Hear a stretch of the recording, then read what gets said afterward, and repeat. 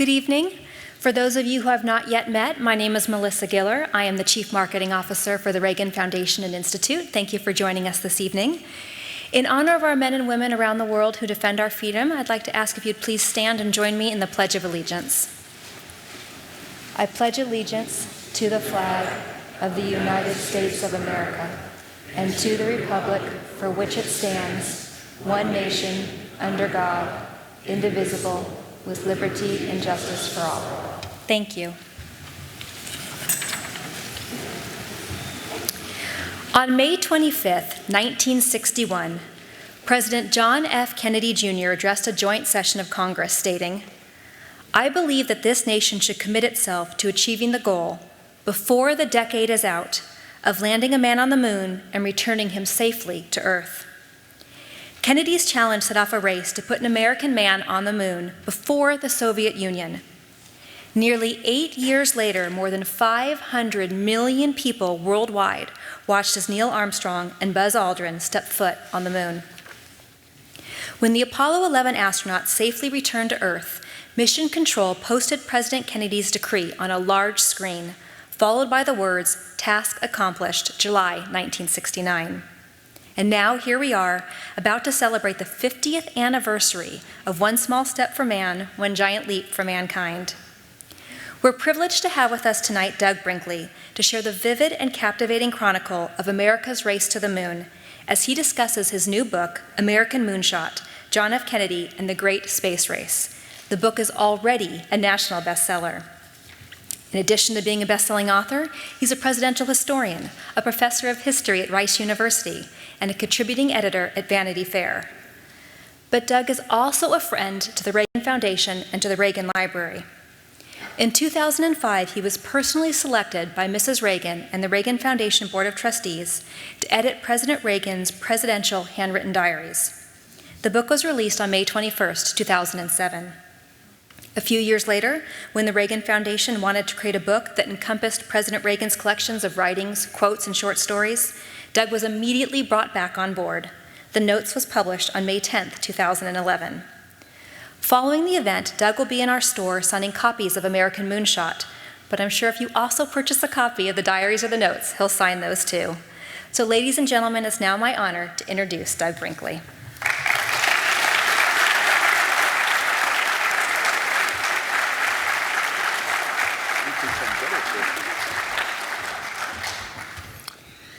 Well, good evening. It's wonderful to be here. I have a wandering mic on also, so I'll stay at the podium a little while and then maybe move around a bit. As mentioned, I'm not a newcomer to the Reagan Library. In fact, my wife and I lived here in Simi Valley for a while, and one of our kids, Cassidy, who is now going to be in 8th grade, was born here. So we always feel it's a little bit of a homecoming. The idea of this book, American Moonshot, I had really emanates from my childhood. I grew up in a town called Perrysburg, Ohio, near Toledo. And I was 8.5 years old when Neil Armstrong famously went on the moon. Now, many in the audience remember where they were. And this summer, on July 20th, you're all going to be reflecting where you were of that Neil Armstrong moment. And I was a boy in Perrysburg, but the big deal was Neil Armstrong grew up down the road, 80 miles away in Wapakoneta, and we all just were celebrating an Ohio boy, makes it to the moon. And incidentally, about 550 million people around the world watched that Neil Armstrong moment, and many, many more listened to it on radio. It's still maybe the epic singular achievement of America in the 20th century. But the story I wanted to tell you was that he was my boyhood hero. That's simple. And years later, I wrote a biography of Dean Acheson, and I wrote one on James Forrestal. And I had the temerity I found a P.O. box of Neil Armstrong living on a farm in Ohio, and I wrote and autographed my books to him and sent him a note that said, "Dear Mr. Armstrong, I grew up in Perrysburg. You're from Wapakoneta. I'm now a history professor. Here are my 2 books, and I'd love to come and interview you about your whole life and times and career." Well, I got a rejection note back from his assistant that said, "Mr. Armstrong will read one of the books you sent, but he's not, doesn't do interviews." He was interview shy for a number of reasons. One was that there took 400,000 Americans to get the Apollo project to go to the moon, and he thought he had enough spotlight on himself. What about everybody else? And another more personal one is he despised celebrity culture. He was worried about his boyhood hero was Charles Lindbergh, whose baby had been kidnapped after the famous 1927 flight of Lindbergh across the Atlantic. So he was skittish of media culture, let's just put it that way. Anyway, I forgot I did that, and I got a call years later from George Abbey, 2001, that Neil Armstrong was finally agreeing to do an oral history interview, and that he was going to, wanted me to do it for NASA. And so I was like, wow. Now, the big date for the interview was in late September of 2001, and then we had 9/11. And I remembered watching that disaster thinking, there goes my Neil Armstrong interview, along many other thoughts. And so I called George Abbey and said, well, gosh, are we going to be able to reschedule? And he said, no, Neil Armstrong, he doesn't cancel. He said, I said, well, airports are shut. And he said, no, he's going to fly himself in now. So there I was at Houston for my interview, and there's Neil Armstrong landing and coming in. Got to spend a whole afternoon talking to him about his time at the moon. And it's from that the idea of writing American Moonshot was born. I now teach at Rice University in Houston, Texas. And Rice is famously where on September 12th, 1962, that is where John F. Kennedy came, went to a football stadium of 35,000 people. It was stinking hot. If you look at the film footage, you'll see everybody fanning. Somehow Kennedy didn't sweat. It's mysterious to me still.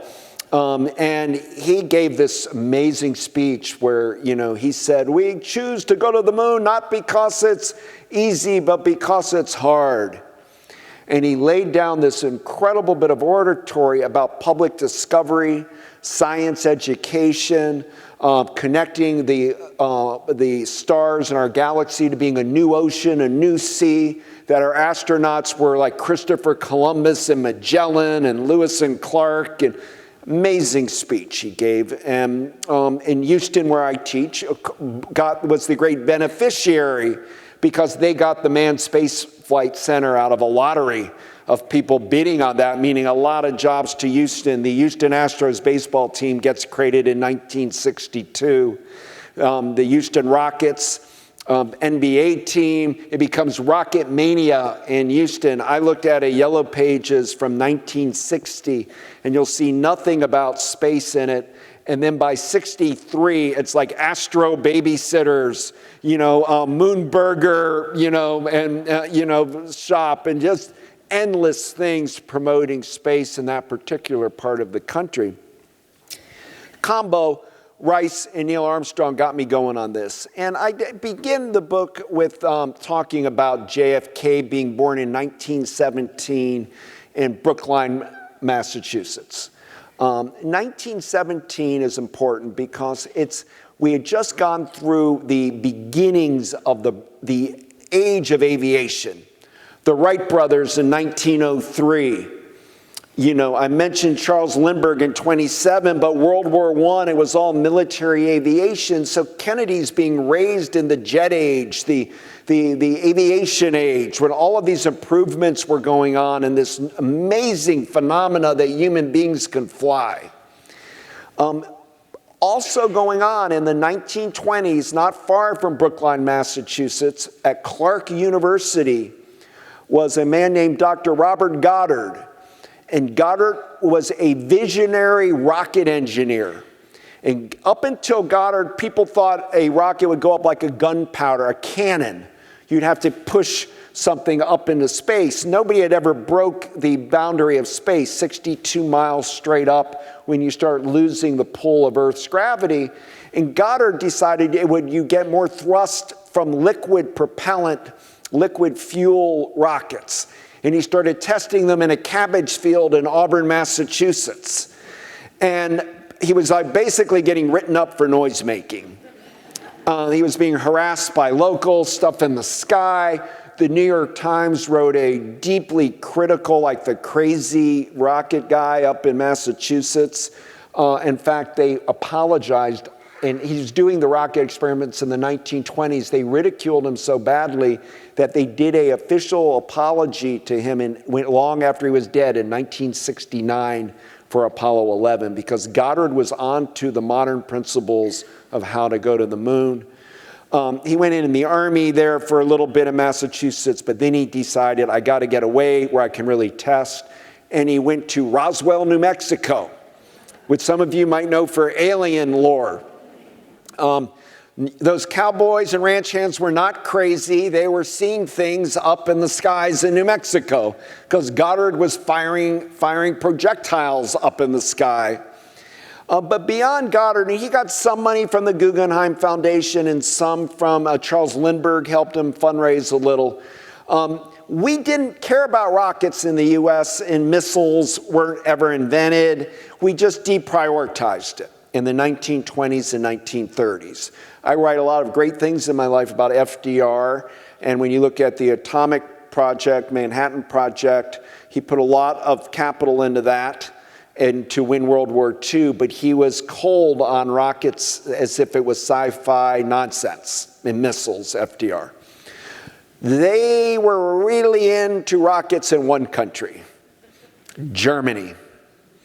1920s, they made a fetish out of rocketry in the Weimar Republic. By the time Adolf Hitler comes into power, rockets are a big deal in Germany. And I write in my book about one particular rocketeer, Dr. Werner von Braun. Von Braun came from like Kennedy came from an aristocratic, wealthy family, so did von Braun. They both went to kind of prep schools, but von Braun had his eyes on the moon and Mars and the stars as a boy. Some of his first writings are about space exploration. But with the apparent menace of Adolf Hitler, some German rocketeers left. Von Braun stayed and started getting funded by the Third Reich, the German army, Hitler. And in the middle of World War II, at a secret base in the Baltic, Werner von Braun was testing his rockets all the time, and it's von Braun who breaks the record and puts a projectile in space. We never had one, guys, till World War II, and Werner von Braun, a Nazi rocketeer, does it. And he's building vengeance weapons for Adolf Hitler, the V1, V2, V3.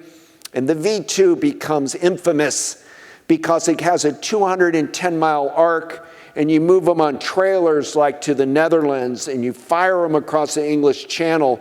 And the aim of Hitler was to blow up London to smithereens. And, they did a lot of damage, the V2, von Braun's rockets. But it was late in the war in 1944. And post D-Day, when they started tracking with it, and as you know, by 1945, Hitler commits suicide, the Third Reich's crumbling, the Allies, after D-Day and the Battle of the Bulge, are marching to Berlin, and von Braun's got a problem because he could be tried for war crimes. Because to build his V2s were Jewish slave labor from the Dora subcamp of Buchenwald. And it was heinous conditions, often in underground facilities and caves, on a hurry-up way to get these rockets built. And it's atrocious when you read about the war crimes at this camp to build the rockets. And if the British got a hold of von Braun, he probably was going to get tried for war crimes. He killed thousands of English civilians and was trying to decimate all of London. Russia, von Braun wasn't going to go work for Stalin. Nobody would wanted that. So he made his bet, I've got to take my technology and make a trade to the United States. He took all of the V2 blueprints, the materials for his rockets, 137 Nazi rocket scientists. They took a train and they hid all of their potential technology into a cave, blew up the entrance, went away further from it, and he sent Werner von Braun and his younger brother Magnus on a bicycle somewhere looking for the U.S. Army. He stumbled upon a guy from Sheboygan, Wisconsin, and he tells them, my brother's the Werner von Braun, the genius Nazi rocketeer, and we have all of the V2 parts, how to make them, everything hidden. If we can make a trade, that we get to come to America and we'll work for the U.S. government. Controversial, but and I don't have time to tell you more about it right now, but it's called Operation Paperclip, and under President Truman, we bring these 137 Nazi rocket scientists, and we put them into Fort Bliss, Texas, El Paso. They're considered prisoners of peace, POPs. They have a guard around them all the time. Yet they're now going to work for the U.S. Army, putting rockets up in the White Sands Proving Grounds, New Mexico, not far from Roswell in the end. And he starts working there on reconstructing V2s. Now, he tries to do an image thing. He'll never talk publicly about World War II. And as his first speech, von Braun is from the El Paso Rotary Club about let's go to the moon. Okay, this is and remember also from 1945 to 49 is the only time in world history one nation has atomic weapons, the U.S., 45 to 49. 50, 51, we're getting the Korean War, but to our shock, the Soviets in 49 get an atomic weapon. And then the Soviets have a hydrogen bomb. And then the Soviets put up the R-7, the first intercontinental ballistic missile. And they found some German technology too, the Russians. And now we're behind in this new realm of rockets and missiles because we kept deprioritizing it. In 1950, we moved von Braun and his team from Texas to Huntsville, Alabama, Rocket City, USA, where von Braun is starting to get funded to build new classifications of rockets. Not rockets to go to the moon, military rockets and missiles. He builds the Jupiter rocket classes of the 1950s and 60s. And he's complaining because Eisenhower won't fund him enough. Eisenhower never liked von Braun. Eisenhower saw the damage that his V2s did. He knew how close we were to destruction by them. He knew von Braun was in the SS, and he knew personally how bad these camps were of the Holocaust. And he just didn't do a lot of business with von Braun, even though von Braun was the Army's main rocket guy. He went with the Navy Vanguard rockets. And if any of you see Cape Canaveral, Florida, those rockets starts going up and they crumble. Those are Navy Vanguard rockets, okay?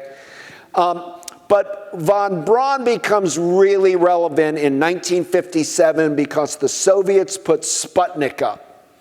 And now they have the first satellite. And this is creates a panic. Oh my God, I've read documents of, Democrats looking to beat up on Eisenhower saying Americans are going to feel Russians are looking in on their bedrooms now. It's going beep, beep, beep. It's a basketball-sized satellite is creating all of this stir. And Eisenhower correctly kept saying, calm down. We've got our own satellite technology. We have our own missiles. We don't have to race Russia. So they went first. We're doing a lot of things here in the USA.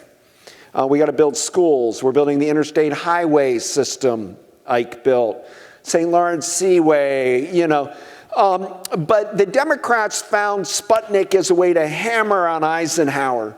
And you have Lyndon Johnson, John F. Kennedy, Senator Stuart Symington of Missouri, and Henry Scoob Jackson of Washington constantly saying, Ike's asleep at the wheel. Ike's losing the space race. Jack Kennedy invents the term the missile gap. And we've got to catch up to them. We've got to catch up to them. Meanwhile, Von Braun is saying, I can do it. And he's starting to get funded more and more. Jack Kennedy meets Von Braun in 1953. In New York City, there are judges for Time Magazine's Person of the Year. And they go out, they do a film thing, and they choose Konrad Adenauer, the Chancellor of West Germany, as Time's Person of the Year. And what Von Braun in an oral history said, what I thought that day of spending time with him, that Kennedy, he'd be president someday. But he ate up so much of his clock telling me how his brother, Joe Kennedy Jr., died trying to take out his vengeance weapons facility in France because he went on a top secret mission. Kennedy's brother, President Kennedy's brother, packed a aircraft with dynamite, torp packs, like a drone.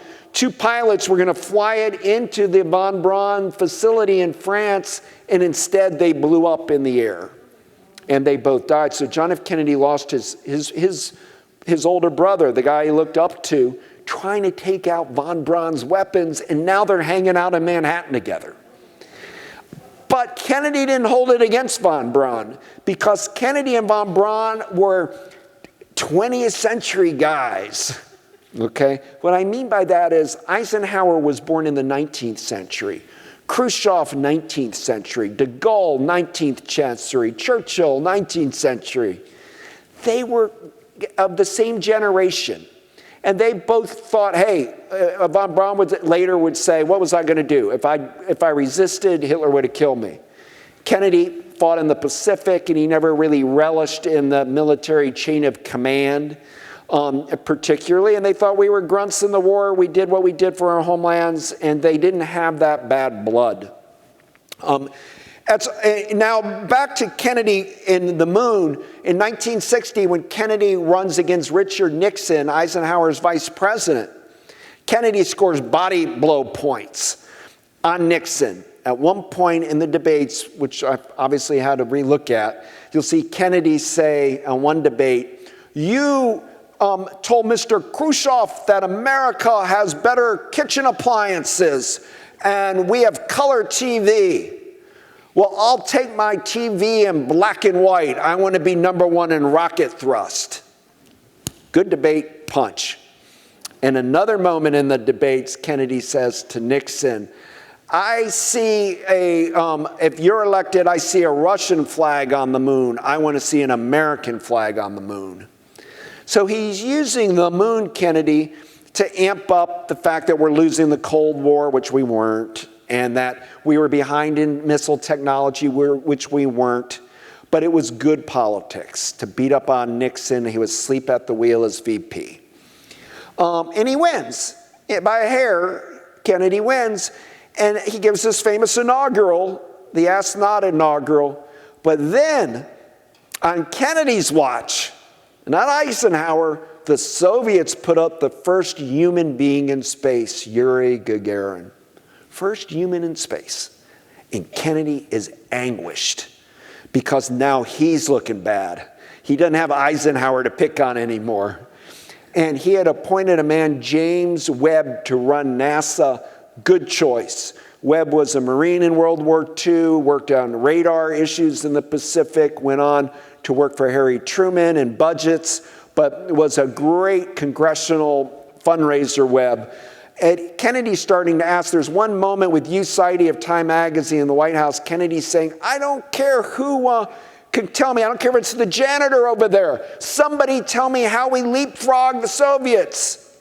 Leapfrog is the word Jack Kennedy loved because he thought the problem with our space program, and NASA's created in 1958, civilian run to do space exploration as a result of Sputnik. And Eisenhower's the founder of NASA. But Kennedy's saying, our problem is they do this, we do that. This tit for tat, tit for tat. How do we go big around them? And Von Braun is there saying, the moon, I can do it. And he had flawless rockets, Von Braun built. The incredible genius rocket engineer, even though he's not a sustainable hero for his Nazi past. And they start greenlighting the idea. On May 1st, we greenlight Alan Shepard, a Mercury astronaut, the famous Mercury 7. We sent Alan Shepard up on May 5th, 1961. His ancestors were from the Mayflower. He's one of these 7 great, white men 10 feet and under that Life magazine is celebrating as the men with the right stuff. And Shepard goes up in 15 minutes, comes down, but we're in space. First human in space. The Soviets incidentally put creatures in space. Like they put the first creature they put a dog in space and it dehydrated and burned in space. There was no PETA in Russia. There are no people animal oohing and eyeing up there. Right before Apollo 11 in the 60s, they were trying to put tortoises on the moon.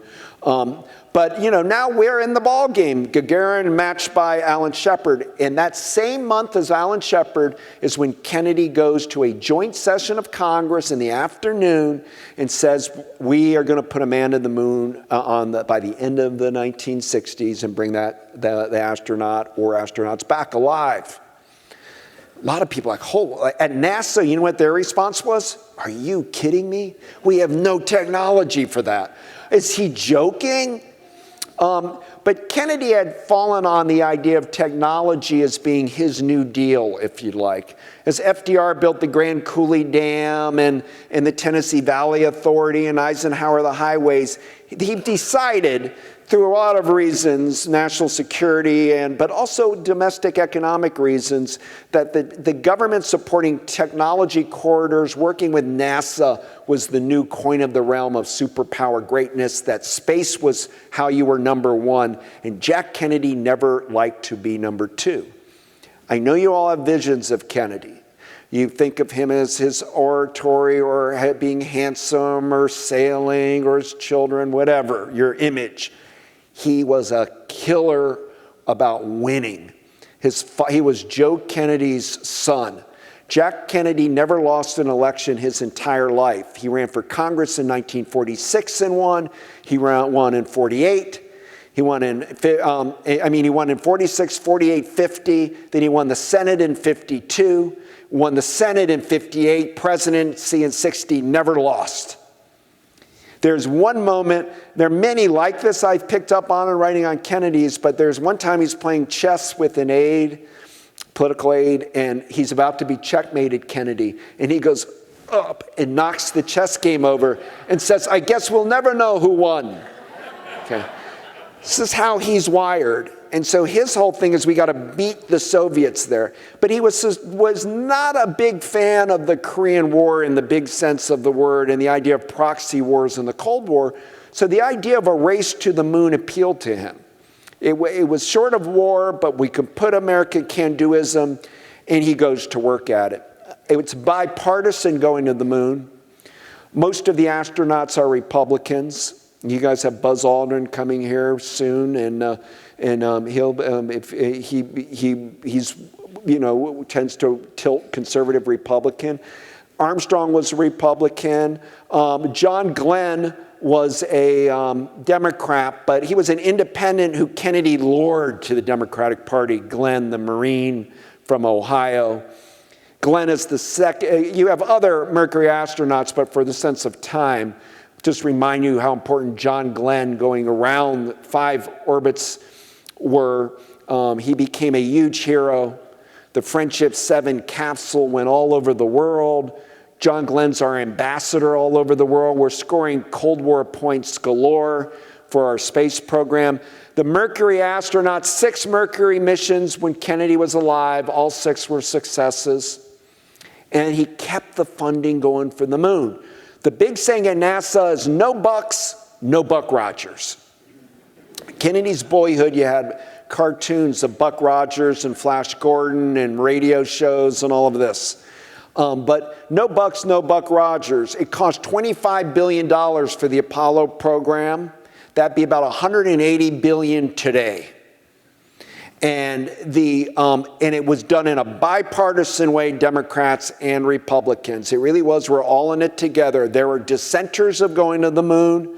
Barry Goldwater, conservative Arizona Republican wanted the money to go to the Air Force, and to that space should be more militarized, not this peaceful going to the moon.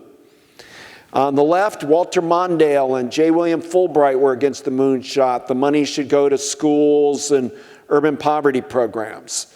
NAACP, civil rights groups thought it needed to go for equity in schools, social justice. Just saying, they were critics of going to the moon, but you had a mass of enough of Americans that said, let's do it. And the big insight of Jack Kennedy, guys, was we're going to pour money into the southern zone, the Gulf South and Southwest, because he barely won the South in 60. And so if you could get billions down there, he had a civil rights program going on, Kennedy, integrating James Meredith in the University of Mississippi, George Wallace in Alabama. Kennedy's now saying, forget about all my federal intervention in the South. We're giving $100 million to you to build a Saturn assembly plant, to build on and on. Houston wins the big contract because guess what the congressman of Houston is? Albert Thomas. He is the head of congressional space appropriations. Oklahoma, May 25th, Kennedy said we're going to the moon. May 26th was the biggest convention in Tulsa, Oklahoma for space hardware contractors and subcontractors of all time, all winning contracts for going to the moon, meaning North American Aviation out here in LA, or Grumman in Long Island, or McDonnell Douglas in St. Louis, or Boeing, on and on. And so all this money, and the head of the Senate Appropriations Committee was Senator Kerr of Oklahoma. And Lyndon is trying to get it all into Texas, his whole state. In Florida, you had a Southern Democrat, George Smathers, who hated Kennedy's civil rights program. And Kennedy's saying, be quiet, look at the money you're getting on the Space Coast, Cape Canaveral. So a lot of this is about politics and funding and where you're going to put your R&D money and the like. But Kennedy sticks to it. He is whatever you think of him, amazing salesperson for going to the moon. And even like the day before he died, he was in San Antonio, Texas, and gave an amazing speech on the spin-off technology of us trying to go to the moon. He's talking about space medicine, CAT scans and MRIs, kidney dialysis machines, heart defibrillators, foam for mattresses, on and on of how much we were benefiting from that large investment of money in spin-off technology. He goes to Houston, and with Congressman Albert Thomas there at a gala for Thomas, he accidentally slips up Kennedy and says, we here in Houston, you're putting the biggest payroll. And he said, oops, I mean payload into space. And then he rebounded and said, payroll too, you're getting it here. In fact, George Herbert Walker Bush, I saw a letter, was head of the Republican Party in Harris County in Texas. And he wrote a letter to fellow Republicans saying, let's be really kind to Kennedy when he comes to Houston after all the money he's dumped into our city. It was gigantic for the city of Houston. And so Kennedy then goes to Dallas. He was open convertible, supposed to have Gordon Cooper, one of the Mercury astronauts, with him. Cooper got pulled away for a NASA exercise. And Kennedy's in the convertible heading to the Trade Mart in Dallas, and he's shot in that extraordinary moment when, he dies. He was going to give a speech about how many satellites we had in space, how we were pioneering in telecommunications, like I'm dealing with behind me right now, telecommunications, weather satellites, that the sky was filled with satellites. We're at the beginning of the newest space age, and look at what my administration's doing with space, and going to the moon is the key component. But he never gave that speech. Now, Jackie Kennedy's big first meeting with Lyndon and Lady Bird in the White House after her husband's death is she wants Jack's dream kept alive of going on the moon. And Lyndon said, we're doing it. And the first thing Lyndon did, said he was going to do and did, our first national honor to Kennedy is changing Cape Canaveral, Florida, the launch pad to the Kennedy Space Center. So when Apollo 11 goes up, it's from the Kennedy Space Center. And meanwhile, Jackie writes Werner von Braun back and forth, and von Braun's putting JFK's initials on rockets because Kennedy had green-lighted the Saturn, larger than the Statue of Liberty, a massive engineering feat, 3 stages of going to the moon. That Kennedy decided that it was going to be the Eagle that breaks off and lands on the moon by John Hubble's technology out of Langley in Virginia. Extraordinary stuff. Lyndon tries to keep it going and basically sells going to the moon on the death of JFK because people want to defund it. And it's like, no, we're going to fulfill Kennedy's mission. We've got to do the task.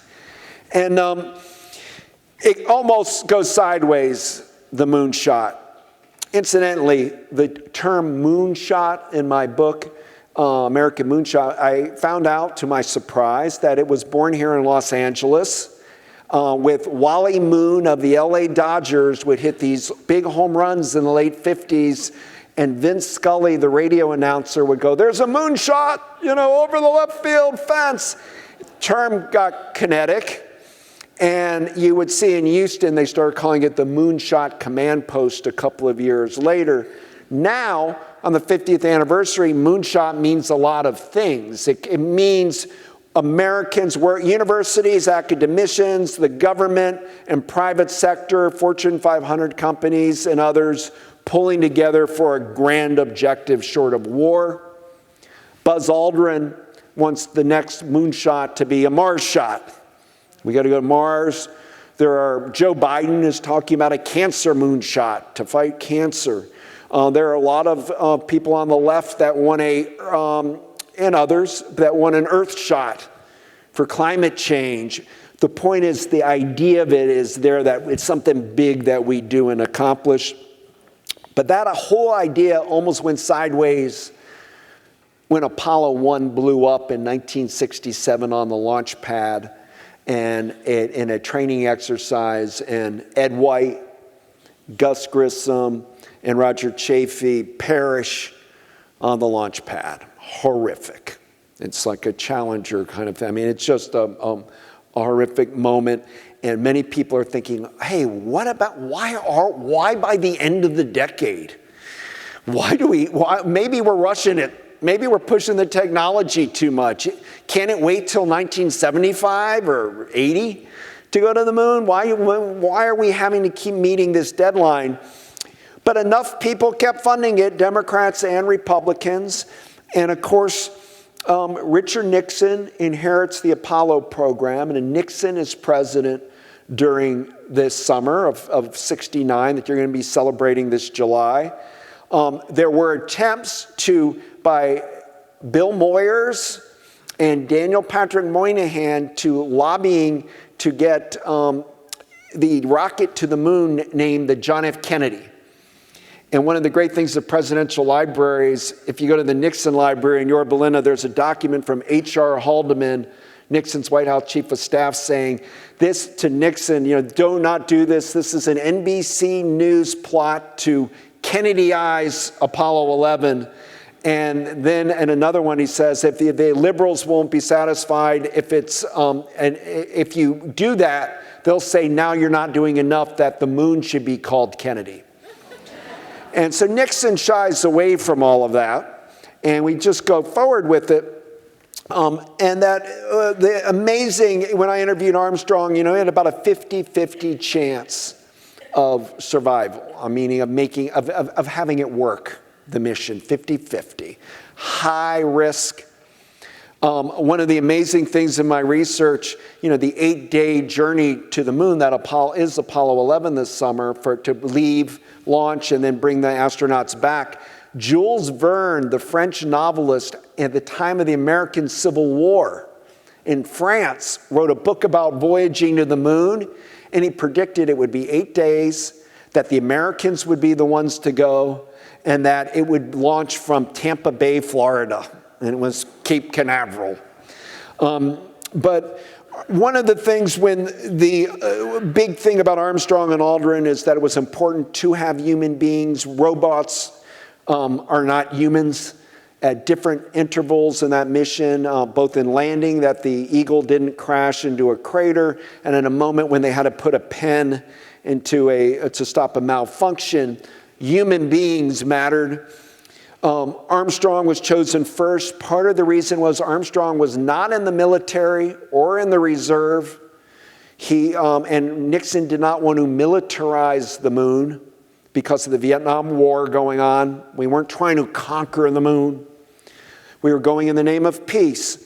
And that saying, that's one small step for man, one giant leap for mankind. Armstrong wrote that himself. He test marketed it on his brother at a kitchen table, who gave it a thumbs up. It's hard to think of a better line when you try, which I did, and it's hard to come up with a better one. And it's a stunning moment when everybody's watching when he steps down on there. But I also hope this summer, if you rewatch some of this or watching documentaries, watch also when they leave, because Armstrong will ask Aldrin, did you leave the packet?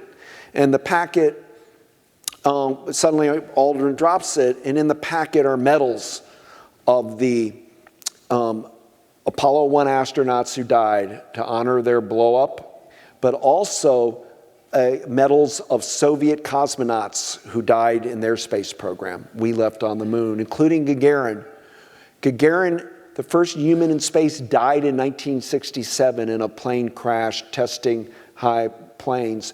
So that very special moment, we're about to leave the moon, here we are laying down medals to honor Soviet cosmonauts. Because we knew, and NASA knew, we couldn't do it without the competition. At my school at Rice, when Kennedy's speech, again, at presidential libraries, you get to see the jottings of presidents. You can see Kennedy's handwriting and what he's inserting in, and he, like Ronald Reagan at the notes, able to put in the right lines at the right places. Kennedy stuck in there in the line. He said, why? They asked why go to the moon? Why do we climb Mount Everest? Why does Rice play Texas at football? Because it's a challenge, and the stadium went wild for it. But it was a challenge.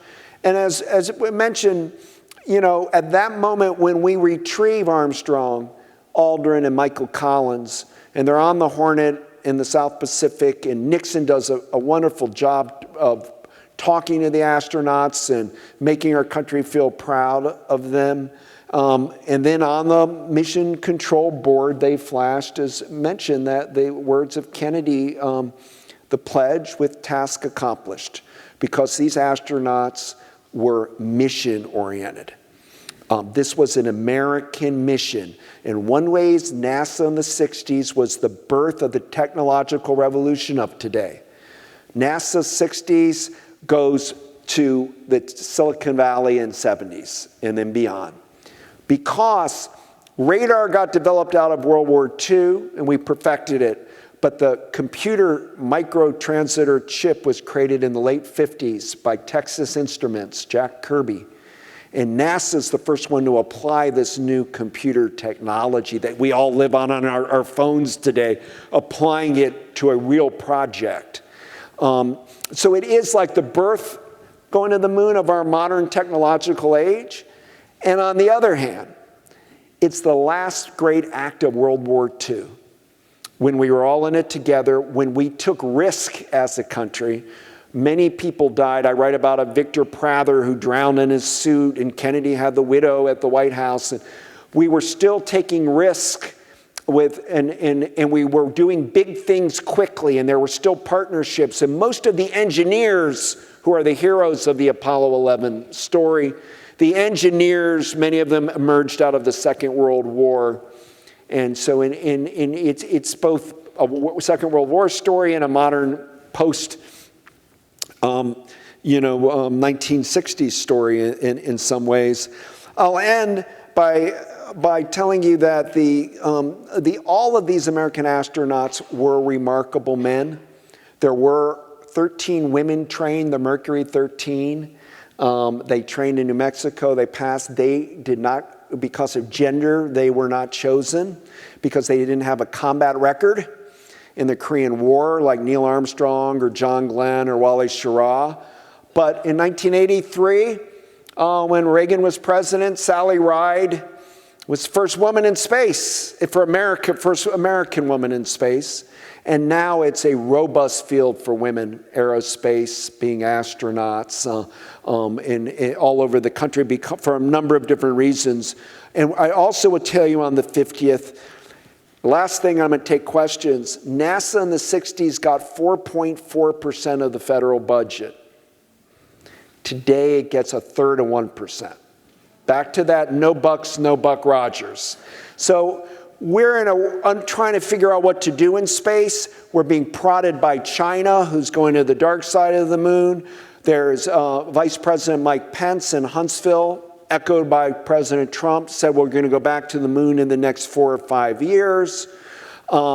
There's groups of Jeff Bezos and Elon Musk and Branson, and there's privatization of space efforts. It's a very robust field, space science, right now. But what we're going to do next is hard to tell. But we're in the space game for the ages, the United States. We're still the leader in it. We are falling behind China right now. We're using Russian rockets to go to the International Space Station. We've fallen somewhat behind, but you can feel the energy of a new era of space exploration, and some of it originating here at Caltech, the Jet Propulsion Laboratory with the Mars rover and all the other remarkable things that they've done there at Caltech. So enjoy this summer. Unlike Pearl Harbor, unlike the Kennedy assassination, unlike 9/11, unlike Apollo 1 or the Challenger, we can all celebrate 50 years ago when this incredible feat happened in the United States. In the name of peace, we're able to put Neil Armstrong and Buzz Aldrin on the moon. Thank you.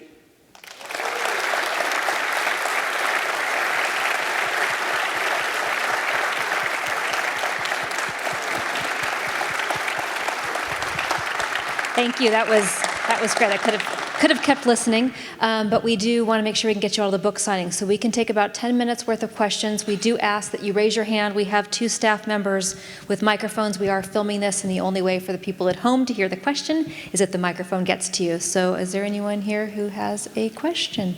We'll start right here. Hold on 1 second, sir. She's going to bring you a microphone. Didn't the Russians capture some of the German scientists and take them over to Russia? Great question. Wasn't that a big help to their rocket military program? Absolutely. We thought we had the creme de la creme. We did have the greatest of the Rocketeers, von Braun and his team, but they found a lot of V-2 equipment. They got to the Russian Red Army, and really their early Stalin funded going to the space fanatically, and they had the German rocket scientists too. In a weird way, we're each competing with our German rocket scientist for a while. I write in my book about a man named Sergei Korolev, who was their Werner von Braun, and Korolev, they would do a lot of work in Kazakhstan, or they had a star city. Russia was secret about space. We would put it on TV. And when some people were talking about in the Kennedy years, Khrushchev and Kennedy were toying with could we go to the moon together as friends, Russia and the United States. Khrushchev's son tells the story that he asked his dad about it and said, "Dad, could we go to the moon with the Americans?" He goes, "No," Khrushchev said. He go, "Why?" And he said, "Because the Americans will learn what we don't have." They were hyping their technology a lot, and wanting us to think they had things. This happens. Iran may be doing that now with their missile program or whatever, and so that was one of the benefits we had. And Korolev died of they had a big loss when they lost him. He died of a simple operation that got botched, and they lost their top scientist. We can go back here, right here. Gentleman over here. Oh, you have one over here? Okay, we can go over there first. In the movie Hidden Figures, they had all the calculations being done on the space program were manually done. And it had never occurred to me there weren't computers to actually do all these. Is that true? Yes. The Hidden Figures is a wonderful book, great movie, but about Langley in Hampton, Virginia, which is one of the birthplaces of aerospace. But the key thing in that is in the World War II, Great Depression, New Deal, World War II era, in Virginia at Langley, when a lot of people were going abroad serving, they hired math teachers, African-American math teachers, to work there. And a few of them were just utterly phenomenal, including some women at MIT who did the early computing system for space. And so the great thing about that book is it portrays the effort of women behind the scenes, that they weren't astronauts of that era. They were integral parts of what was happening at NASA and at Langley and many of the other satellites places. And so if you haven't read that book, I would definitely read it. However, in the movie, they show John Glenn saying, I'm not going to go up there unless that I get the human calculations. But Glenn also went in front of a subcommittee and said that no women should go into space. Sorry to burst the bubble of the movie. But, it was still a very gender, this is the era of the early 60s, and the women's movement was just taking hold, and men were still holding the space as their prerogative. Unfortunately, Russia put the first woman into space, not us. Right over here. Kind of a weird question. Have you heard why China went to the dark side of the moon? One of the reasons being that they think it's an alien substation and they think the moon is fake. I don't think that, but but the idea of there is a lot of lore about fake things with the moon. There are a sad number of Americans who believe we never went to the moon. That it's a conspiracy theory, that it was done in a Hollywood lot, and this stuff is out there right now, unfortunately. I once talked to a world leader who interviewed when I did historian work for CBS, who told me that he thought it was all faked going to the moon. And their stats today, something like 60% of Russians believe we never went to the moon under Putin. They're teaching that it's another American make-up story kind of thing. So unfortunately, we as historians have to combat hoax theorists. Going back to your experience with Neil Armstrong, I just wanted to find out for you personally, what was the most important memory and the most important takeaway moment that you carry with you from that interaction? Well, as you can tell by my lecture, I teach history and I'm a humanities professor, okay? I am not a rocket engineer, rocket scientist. And Armstrong went to Purdue University, is big-time engineer, and is known to never get off of his kind of game. No embellishments, no big storytelling. Buzz Aldrin's a great storyteller. Michael Collins is good, but Armstrong was a real straightforward character. So I try to knock him off that, and at one point I felt we got comfortable enough after a while. I said, Mr. Armstrong, didn't you ever go up right before Apollo and look up at the moon and see it glowing, luminous, and think, my God, I'm going to be standing there and looking down at planet Earth? No. I kind of shrunk a little, I had to find another way at it, and none of them quite worked. He wasn't jerking me around. He just was really wired that way. He thought it was a big deal. I think that he was willing to talk about his Korean War service openly because they were very self-deprecating and not wanting to brag. That was a big thing, Armstrong. No brag, no brag, no brag, no brag. It was that. And so just getting him to open up. So, and he was wonderful, and it was a great takeaway. Only time I've ever done this in my life is I had his book that he had done with the other astronauts. He never wrote his own book, but it was just out about the Apollo transcripts, kind of. And I was told by NASA I'm not allowed to do photo op or have him autograph anything. But at the last minute, I said, Mr. Armstrong, can you sign it? And I saw these NASA people looking at me like I went rogue. And he couldn't have been nicer. He autographed it, put like a smile face by it and all. So I have it as a great keepsake of that day, which I plan to give to my son. You're a very busy author. You've written a lot of books, but I don't know how you prioritize these projects. What's your process? I assume you didn't start when you were 8.5 to get revenge against your rejection. Armstrong. You know, you just find, you know, it's like Elvis Presley said, I'm just doing what I love to do. I've always wanted to be an American historian, and I just follow what I like, because you have to be curious and want to read onwards and lean onwards to it. I probably mainly write about our times, things that I have a connection to, like when I did the Reagan Project. He was part of my life, and space had been part of it. I was a NASA collector of plates and memorabilia and all that, you know.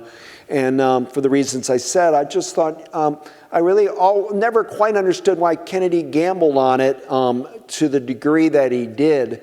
And so I wanted to answer that question, and then you just go back and you try to solve it. I had a great time writing this book. It's one of the most fun ones I've had an opportunity to do, and I'm really excited for the 50th anniversary, because NASA doesn't usually have authors come, but they're allowing me to talk to all of their employees on my book. So I passed some mustard somewhere down the line with their protocol, and I'm very looking forward to being able to do that on the 50th anniversary. This gentleman sitting here, Mr. Brinkley, is Richard Opolinski. He was an engineer at TRW 50 years ago. He was working 7 days a week, about 12 hours a day. Those guys in the white shirts, black ties, slide rules, designed the ground sensing radar that went to the moon with Apollo 11 and is still up there. So I thought you might like to talk. He was looking forward to coming tonight. Thank you so much. Would you like to say something? Yeah. Well, as he said, I worked as an engineer at TRW, which is Thompson Raymer Woolridge, and I worked there in the late 60s on the Moonshot. So we had to design these black boxes, electronic boxes going on the LEM, Lunar Scourger Module. And so they would we had 12 pounds of electronics put in a 5-pound box. So we had to miniaturize all those electronics, multi-layer boards and all that to get it all aboard and get it going, so the LEM could land on the moon and also come back out. Well, thank you for your service. Thank you. Thank you. Thank you for coming. Yeah, thank you. One of the other takeaways from your question, Armstrong, would tell me that problem with, not a problem, he didn't use that word, but historians need to focus more on engineers. That we don't do the engineering history part of our country, because we deal with politics so much and not the people that are constantly innovating and making things work to make our life, people like you. So thank you. Thank you for coming. We have time for one last question. We're going to go over here. Do you think that if Kennedy hadn't died when he did, that we would have gotten to the moon as quickly? Do you think Kennedy had enough enthusiasm for it to continue the space program like it actually occurred? I believe he would have if he hadn't been killed, pushed it as an issue for him, working in his favor in 1964. And one of the benefits we have of the Kennedy tapes at the Kennedy Library that recently been declassified, you can hear Kennedy in an argument with James Webb, and Webb of NASA saying, well, look, maybe, Mr. President, we need to have like 4 or 5 priorities. And Kennedy's saying, are you know, like, my face is hanging on the moon. And, you know, I've got everybody excited. We're going to the moon, guys. Where I don't want to, nobody wants to, everything can wait 6 or 8 months or years, but we're going to do this by the end of the decade. It wasn't because he became interested in space, but he just, once he put that much commitment on it, if we retreated from it, it would have been a big political failure for him, that he lost his gut. He went in hiding. Mr. Big Talk about the moon, but won't support it or fund it. So he had jumped the shark. by 63 that we were going, and that energy had permeated the bureaucracy at NASA, and also it doesn't hurt. A lot of the big Fortune 500 companies obviously loved it. The aerospace industry loved this. You know, it was a great business for them, and that's not normally a Democratic constituency, the aerospace world companies, but they liked Kennedy for this because he's keeping them going too. I'll end by saying Eisenhower warned about the industrial military complex. Kennedy embraced it for whether good or ill, however you want to look at life, but he really started wanting to go back to that World War II kind of way we work together in tandem with the universities, work with government, work with big companies for a big goal. Thank you. Thank you so much for coming. We ask that you please just stay seated for 1 second while Doug and I go out, and then we'll have you join us upstairs. Of course, you can buy the books. They make a great Father's Day gift, so we hope to see you in the store. Thank you.